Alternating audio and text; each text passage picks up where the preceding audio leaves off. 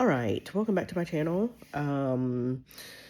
Today I really wanted to talk about Letrozole and Clomid. I've been looking for videos on these two fertility drugs, current videos. All the ones that I found have been like 5 years old, 7 years old, nothing current. So I was like, well, let me just post this or document, my journey with it. This is, I think, my second or third time trying a fertility medication. The first time I did take letrozole and it was just the 2.5 milligrams and it didn't work. I have tried an IUI before. I only did one, and then after that, I actually got pregnant on my own. So that was weird. But this time around, I am trying. Well, I did try maybe 2 months ago. I did try Clomid, and that also didn't work. It thinned out my lining, and then we also did like timed intercourse with that, so that round didn't work either. So this round we're trying letrozole.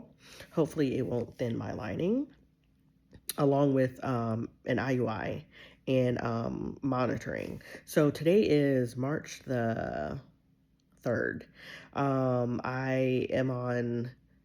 I started the letrozole on cycle day 3. 3 to 7 was what I was supposed to be doing. So I did that. Today is actually my last day of taking the letrozole. Tonight, I've been taking it at night, 10 o'clock every night, because I feel like if I do have any side effects, hopefully I'll sleep through them. So it's been working. Even when I had the Clomid, the only side effect I had with the Clomid was hot flashes, which I didn't really notice them a lot because I slept through it, I guess. But I always try to take it around like 10 o'clock every night. So that's what I've been doing this time around too. I haven't noticed any side effects, so that's great. So this time around, I'm doing 5 milligrams, 2 tablets every night for 5 days, and we'll see how that works. I have my monitoring appointment on Monday, and we'll be checking my lining, checking my follicles. Hopefully, nothing but positive things. Hopefully the letrozole, didn't thin my lining like the Clomid did. If it does, then we'll have to come up with something else, I guess. Um, Last time when I did the Clomid and my lining thinned, we, I think I took, maybe, I think they put me back on Clomid, or we just, wrote it out to see how my body was just going to react on its own. And it actually pushed my ovulation back like a week. I ovulate every month on my own. Usually cycle day 14 and 15. Between 14 and 17 is when I usually ovulate. But when I take fertility meds, it's usually like a week after that. So we'll see how the letrozole does this time with the 5 milligrams to see if it pushes it back or not. So I've been monitoring that myself at home with OPKs. So I'll do that until my appointment on Monday, and probably after that to see when I actually ovulate, because we'll be, like I said, doing an IUI, so we have to keep a track of all that. What else?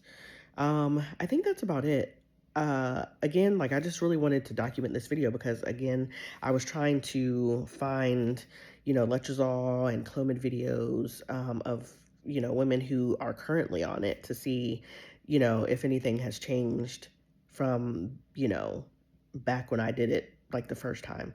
So I couldn't find any current videos, so I was like, let me just document my story, or my experience with it, and post this for maybe somebody that's on letrozole or Clomid right now, and see how it works for them. But that was really about it. If you see something on my lip, I waxed my lip the other day, and my wax was too hot. So every time I do that, it always pulls some skin off, and up here too. Anyway, I just wanted to throw that out there just in case you guys see that. And then also I came back from I've been doing, um, I've been going to the chiropractor here lately because my back has been messed up. So, I'm a veteran, by the way. I don't know if I've thrown that out there, but yeah, so I was in the Army and yeah, that's caused a lot of back issues. Um, but even with that, I do have PCOS, and I was diagnosed with PCOS back when I was in the military, actually. And I was actually told that I couldn't have any kids. So, shockingly, I do have a 6 year old. So, basically, back when I was trying, back in maybe like, I did my first IUI, I think it was 2018. And like I said, that didn't work. And I ended up getting pregnant naturally 2 months after that in December. So yeah, I had my son in September. And then after that, I've been pregnant a couple times after that. Um, they've resulted in miscarriage or chemical pregnancy, either or. Um, and I just want to try one more time to see how that goes. At this point, I am 44 years old. When I had my son, I was 38. So I really want to try one more time to see how that goes. And, fingers crossed, hopefully it'll work this time, and then, we can shut down shop. But I will keep you all posted. Again, I have my appointment on Monday for monitoring, so we'll see how that goes. Hopefully, great. And I'll come back on Monday to let you guys know how that appointment went. But stay tuned. Please like, comment, and subscribe, especially if you're on your TTC journey, especially over the age of 40. So, yeah, if you guys are interested in, keeping up with, my situation, just like, comment, and subscribe, and then I'll keep you guys posted on what's happening. Again, thanks for tuning in, and I will check back in on Monday after my monitoring appointment. All right, bye.